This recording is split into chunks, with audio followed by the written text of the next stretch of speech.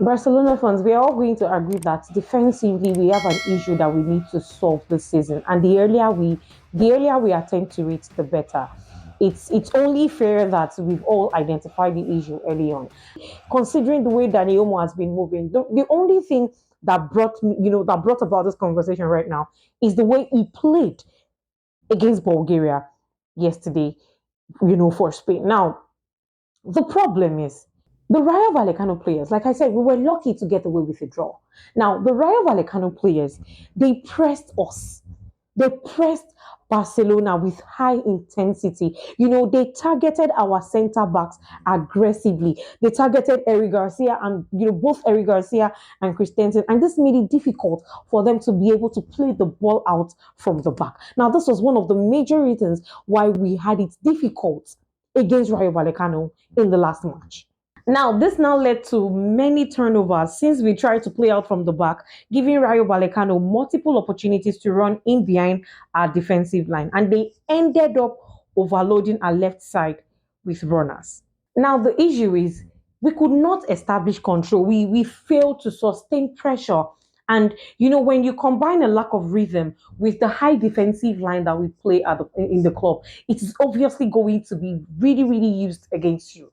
And this was what Rayo Vallecano did. I mean, look at them having one player up front, EC, if I'm not wrong, having him up front, and then they are pressing, really, really pressing with so much high intensity that made it difficult for us to have control, that made it so difficult for us to be able to sustain the pressure in that match. Now, I think what we could have done is that when teams press high, we have to be able to play over the pressure, with a striker, so to say. We do this either with say a pass over the top, or then with a pass to the feet of the striker. And in that particular game, we had Ferran Torres, who did not have that quality, who didn't have that box threat that we needed.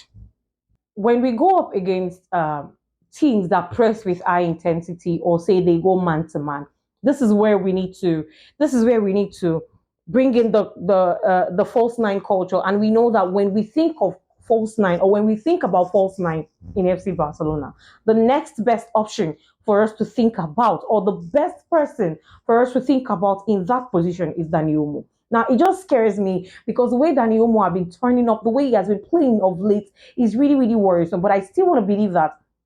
I want to believe that going back from the international break, Dani Olmo is going to step up. Now, we know that Dani Olmo is far better at dropping deep and receiving the ball, especially under pressure. And whenever he does this, it usually creates space for runners. It usually creates space for runners like Rafinha, who makes runs in behind. Another benefit of using Dani Olmo as a false nine is that we get to have space for an additional midfielder, say someone like Marc Casado, who has a defensive positioning that he brings to the squad. And then this will now give the likes of Pedri and Frankie the opportunity, or let me say the freedom, to be able to move in the right spaces in the match. See, the truth is, if you're going to be playing with this high line, if you're going to be using this high line, this high defensive line and everything, we need to really, really look into it early on. We need to really, really address it. I mean, before we get back into the season, I want to believe that Hansi Flick out there right now, he's already doing his own work, because we cannot be playing the high defensive line. We cannot be playing this high line, and then we're leaving spaces for our opponents to run into, to be able to dally around, to be able to run in behind and everything. Because at the end of the day, it just turns out to be chaotic. We need to be able to control the game. We need to be able to control the matches. We need to be able to take over.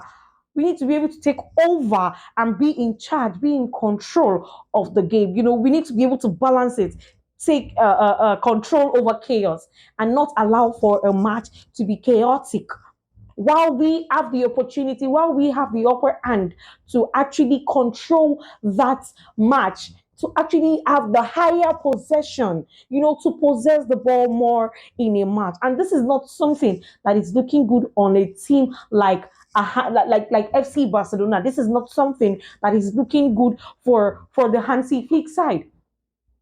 And so I just thought about it.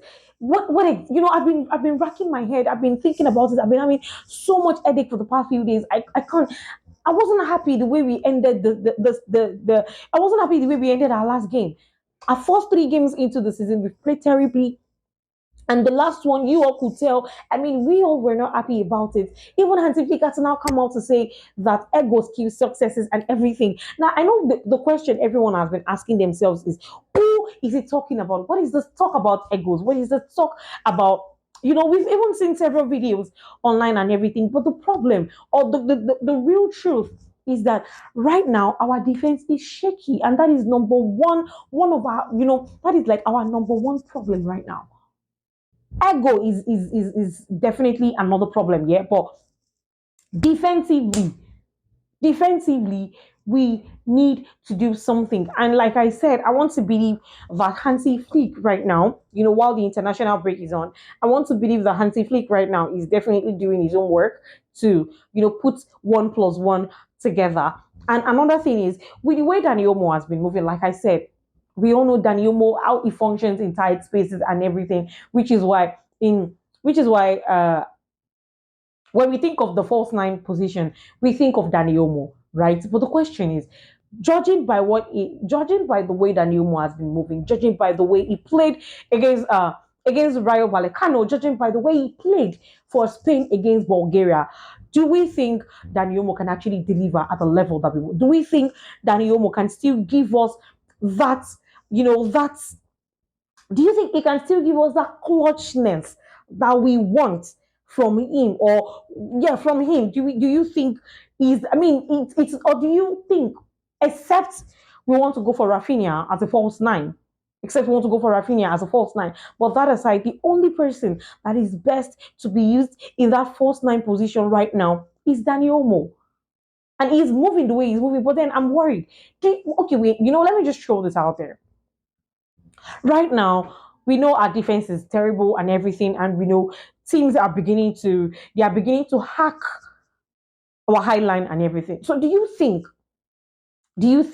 using Dani Olmo as a false nine is the next best option for us right now? That aside, another thing I want to ask is, do you think that the Dani Olmo that we have right now, that his confidence looks shaky, that he's looking the way he is right now, do you think that Dani Olmo can actually turn up for us the way we want him to? Do you think Dani Olmo can, do you think that Dani Olmo's current form can actually deliver for us? Do you think with the way Dani Olmo is currently can actually give us what we want as a false nine? Or would you rather we try Rafinha as a false nine? Or then if you have any other suggestion that we can think of, or you can think of, to fix our defensive issues right now, please let me know this in the comment section. And I am so sorry I'm not giving that energy. I've been having to deal with migraine for days. That is the major reason I had to stay away from making lengthy videos. But yeah, please let me know your take on all this in the comment section. And then as you're doing this,